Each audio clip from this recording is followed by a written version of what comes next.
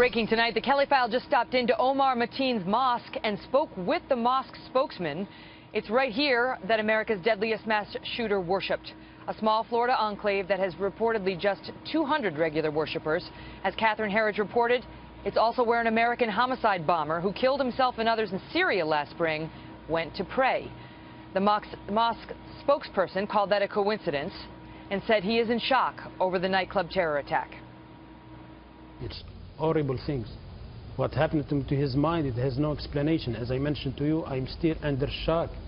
And I can't understand how it happened. His loving father, he will come here with his son, he will play with his son, he will kiss his son, he will hug his son. So it never came. I have no explanation. Joining me now, former CIA Director James Woolsey. Good to see you, sir. Thank you for being here with us tonight. And so the story is, you know, from this gentleman, from the family, that this guy was not radicalized. There were no signs of it. He went to pray 4 times a week, but he'd pray, he'd leave, and that was the end of that. Do you believe it? No, in San Bernardino, that couple had been to a party that their co-workers had organized for them. There are a lot of circumstances, I think, in which we have radicalized people, but they're playing their cards close to their vest.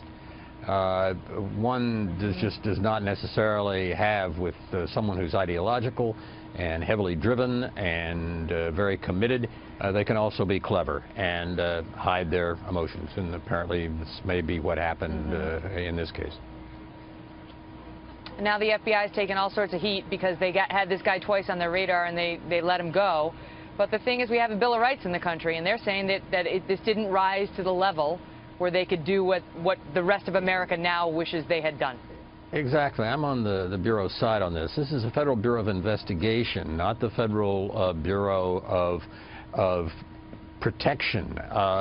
They can't just go out and arrest someone. We have habeas corpus in this country. They can't just pluck someone out of the system that they believe might do something wrong, even if they're saying crazy and emotional and jihadi things. They need even if they're watching Anwar al-Awlaki videos. Exactly.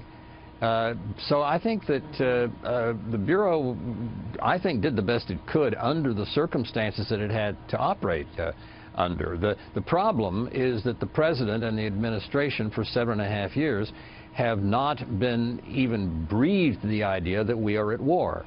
They're perfectly willing, I suppose, to let the Islamists, the radicals, believe and function as if they're at war with us, but we should not function as if we are at war with them. Can you just explain that? Explain why that term matters, why using the term radical Islam matters, because the President says that's what they want us to say. They'll use that for propaganda purposes. It's not important to use that language. I think what's crucial is to be accurate, and you can't fight something effectively unless you can describe it.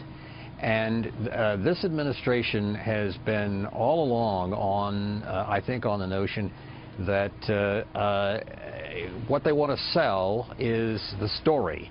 That everything is fine, we've killed bin Laden, everything else is going to work out, we're going to contain ISIS, we're getting it done. And when something comes along, like Benghazi, that doesn't fit into the narrative, as they call it, they fiddle around with it in one way or another so it comes closer to fitting with the narrative. They get so far on this sometimes that the political correctness is ridiculous. It sounds like something coming out of a Ray Bradbury or a George Orwell novel. They really lose it sometimes. Former CIA Director James Woolsey, thank you, sir, for being with us tonight. Good to be with you, Megan.